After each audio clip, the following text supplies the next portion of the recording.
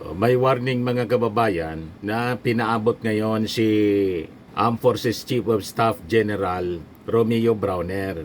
Ano niya yan, Mr. Maravillas? Yan po mga kababayan. Sabi po ni Armed Forces Chief General Browner sa kanyang mga tropas, maging handaan niya tayo. Be prepared to secure Metro Manila.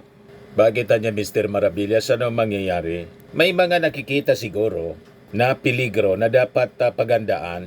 Hindi man ito sasabihin ng ating Armed Forces Chief kung wala silang nakikitang peligro. The fact na paabot siya ng ganito na babala, ang ibig sabihin yan, may dapat talagang pagandaan.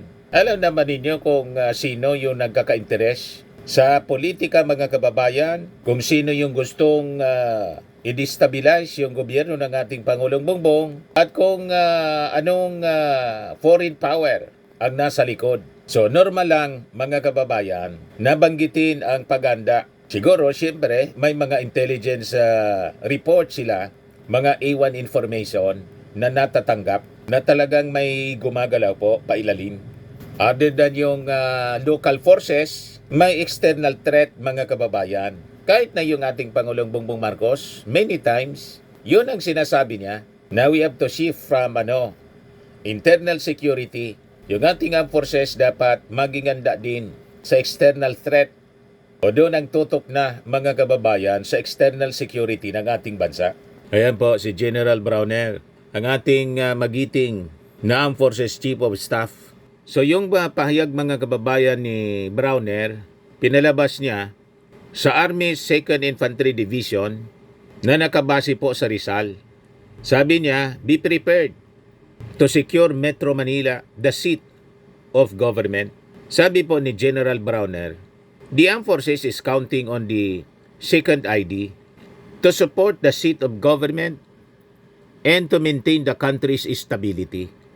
Sabi po ng General, one of the most important tasks of the 2nd ID is to support the seat of government, yung Metro Manila. Thus, your spirit of unity and professionalism is what we at the General Headquarters are counting on. Patindi po ang pagnanasa sa atin ng China. Pati nga po yung politika natin na pinakikialaman. And I believe pati po yung mga surveys, pinupunduhan mga kababayan ng external forces para ibagsak yung ating Pangulong Bongbong Marcos at iupo mga kababayan ang leader na puppet po nila.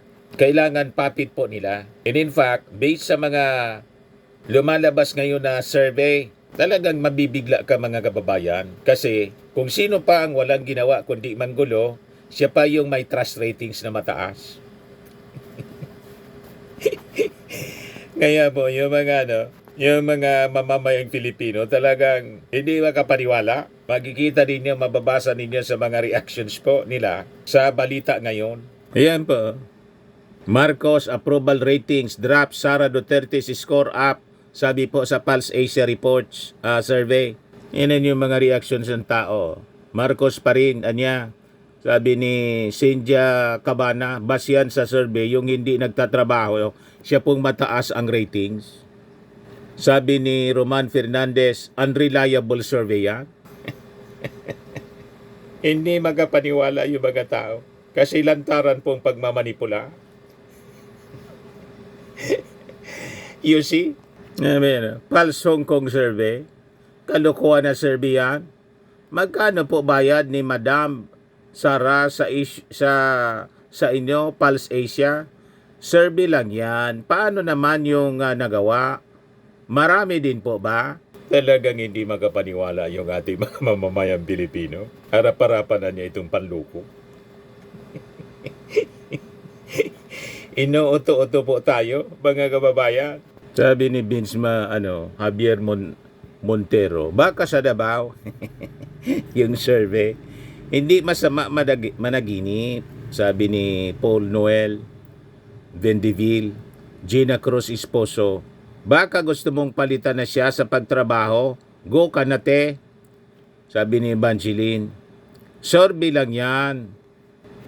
Sabi ni Wilmore sungaw. Huwag kang maniwala sa FB, kagagawa ng mga Duterte yan. Hindi talaga maniwala yung mga tao po. Inuuto na lang tayo ng mga mind conditioning po. O ngayon, balikan natin yung warning ng armed forces. Sabi ni General Browner, one of the most important tasks anya of the second ID is to support the seat of government, yung Metro Manila. Because anya of the proximity of the second ID to Metro Manila, ito ang isa sa dibisyon na kapag nagkaroon ng giyera, for example, or destabilization, itong second ID ang isa sa mga tututok o re-responde sa threats na ito. Nakapalibot ito sa Metro Manila, sabi ni Browner. I think pinariringgan na yung mga nagpaplano. Sabi ko nga sa inyo, yung mga plano nila will fail and will fail miserably. Kasi po, hindi papayag ang Amerika. Malaking factor po yung Amerika. Yung Amerika will support PBBM. Si Trump, personal na barkada po ni Mrs. Imelda Romualdez Marcos. And never na papayagan ng Amerika na makontrol pang muli ng isang leader na pro-China ang ating bansa. Kaya po yung mga pinaplano nilang destabilization, people power, wala po. 3 years pa sila mga kababayan na maglalaway. And after 3 years, malamang sa malamang kung sino yung i-endorse ng ating Pangulo, Pangulong Bongbong Marcos, ay siyang mananalo. Di ba mga kababayan? So sabi po ni Browner, it is just a reminder, pero yan ang panawagan natin sa lahat ng mga sundalo na dapat tayo ay united and we are always professional. Napakaraming problema ng ating bansa, not just the internal security threats, nandyan pa ang lawless elements and of course sa West Philippine Sea. Nakikita natin ang hinahanap nating mga hinaharap nating mga problema, sabi po ni Browner. We are calling on our soldiers to focus on our job, be professional, and we should be united as an organization. And speaking mga kababayan of the West Philippine Sea, buti na lang yung Google po, kasama na po ang West Philippine Sea sa Google Map. Tuwang-tuwa po si Speaker Martin Romualdez. Ayan na po. Nakasulat na sa Google Map, West Philippine Sea. Di ba? Yan, sabi dyan, Speaker Martin Romualdez on Tuesday said, the recognition of the West Philippine Sea labeled by Google Maps was a simple yet powerful affirmation of the Philippines' sovereign rights and the increasing global support for its maritime claims. Siyempre, matik po, nagreklamo agad yung China. Ang bakit nilagay ni Google? Hindi mo pwedeng influensyan yung Google. Yung Google, pag-ari ng Amerika. Amerikano may-ari. Hindi mo pwedeng diktahan. Ayan, galit yung China. China responds to Google Maps labeling disputed waters as West Philippine Sea. Ayan po. Umusok siya, no? Si Chinese Foreign Ministry spokesperson Li Jian. Ang rason nila kasi yung South China Sea daw, matagal ng pangalan. South China Sea, yung lugar malapit sa inyo. South China Sea yun, hindi namin yun kiniklaim. Ang amin po, yung dagat naman, within 200 nautical miles, yun ang amin din. At kahit tingnan mo pa, nasa western part ng aming bansa, di West Philippine Sea, ang tawag namin yan. Tama po. Huwag kami mga Chinese, na pati yung mga lugar namin dito, gusto ninyo pangalan ng Chinese. Kaya nga ako, kontra po sa pag-celebrate ng Chinese New Year. Kasi may New Year celebration na tayo, yung January 1. Ba't makikisali pa tayo sa Chinese New Year na Pebrero? Di ba? Tapos yung iba, nakikisali sa Year of Animals, imbis na Year of the Lord, AD, Anno Domini, Year of the Lord. Ginawang Year of the Rat, Year of the Pig. Inattribute sa mga hayop. Imbis sa ating Panginoon, wala mang kinalaman sa creation ng mundo at kalawakan. Yung mga hayop, nilalang lang siya ng ating Panginoon. Tama na po yung Year of the Lord. ginawa pang Year of the Pig, Year of the Horse. Nakisali pa yung mga Filipino kung hindi mga loko. Huwag kayo magpapa-influensya sa mali. Ayan tuloy, nakondisyon yung ating pag-iisip. Yun ang rason kung bakit yung resistance ng ibang mga Filipino sa pananakop ng China, halos gusto na nilang makisali. Yung iba nga po, makapili na, modern makapili. O ngayon, ito yung latest sa mga ginagawa ng China sa atin. Patuloy ang kanilang pananamantala dito.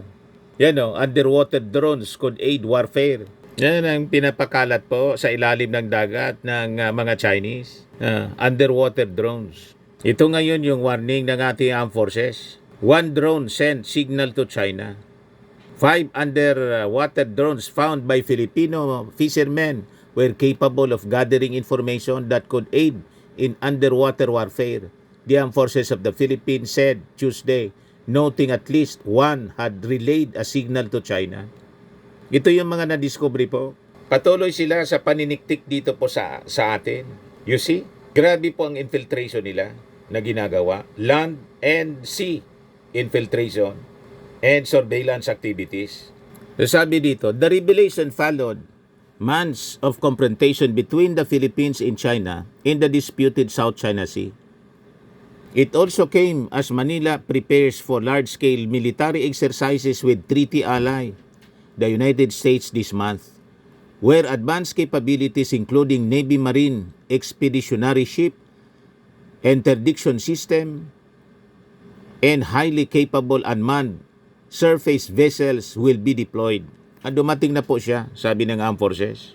Yung mga drones ng China were discovered between 2022 and 2024 in locations important strategically in the defense and security not only of the country but for international maritime navigation. Sabi po ng mga military officials. The data collection served purposes beyond navigation. Sabi po ni Rear Admiral Roy Vincent Trinidad, who said the information could be used for underwater warfare, detecting threats and testing weaponry below the surface. So sabi dito sa balita, while declining to definitely identify the drone's origin, Trinidad noted that several bore Chinese markings while at least one had relayed a signal to China. Based on technical study of the forensics of the SIM card found on one of the 5 drones, the last contact of the card was in mainland China, sabi po ni Trinidad. Yung 3 drones were found off the north coast of Luzon, including 2 near the Balintang Channel, south of Taiwan, and 2 others were retrieved from what were identified as critical choke points, one near Masbate Island and another near Mindanao. Ayan po, mga kababayan, yung underwater drones na na-recover ng ating mga authorities. Ganyan katindi, mga kababayan, ang paniniktik sa atin ng mga Chinese. Kaya sabi ko sa inyo, desidido po sila. Kaya kung desidido sila, desidido din tayo to defend our country. Kaya yun ang naging reminder ni General Browner sa ating armed forces, sa ating mga kasundaluhan. Magandaan niya tayo to defend the seat of government, especially Metro Manila. O ngayon, yung pagkasama po ng West Philippine Sea, sinama sa Google Map, sabi ni Speaker Martin, ito anyang recognition of the West Philippine Sea label by Google Maps was a simple yet powerful affirmation of the Philippines' sovereign rights in the increasing global support for its maritime claims. Ito anyang proper and consistent labeling of the West Philippine Sea on the widely used platform Google Maps is welcome news for every Filipino. Ito anya is more than a map update. It is a geopolitical affirmation. This platform shapes global consciousness, and this recognition adds significant weight to our cause. For the Filipino people, this is more than just a name on screen. It is a symbolic and moral victory, a reminder of decades-long struggle to protect what is rightfully ours. Ito pong si Speaker Martin, ang bagay na maging susunod na presidente. Hindi po si Sara o si Amy Marcos. Hindi yung tandem nilang unity. Yung unity ng mga maiitim ang budhi. Kundi po, maganda na Presidente si Martin Romualdez, Vice President si Senate President Chis Escudero. O, di ba? Magandang tandem yan. Si Chis Escudero, inaway na po ni Amy Marcos. Ambisyoso daw. Na-insecure po si Amy Marcos kay Chis Escudero. Malamang yung insecurity ninyo, yung kinatatakutan ninyo, yun ang mangyari. Di ba?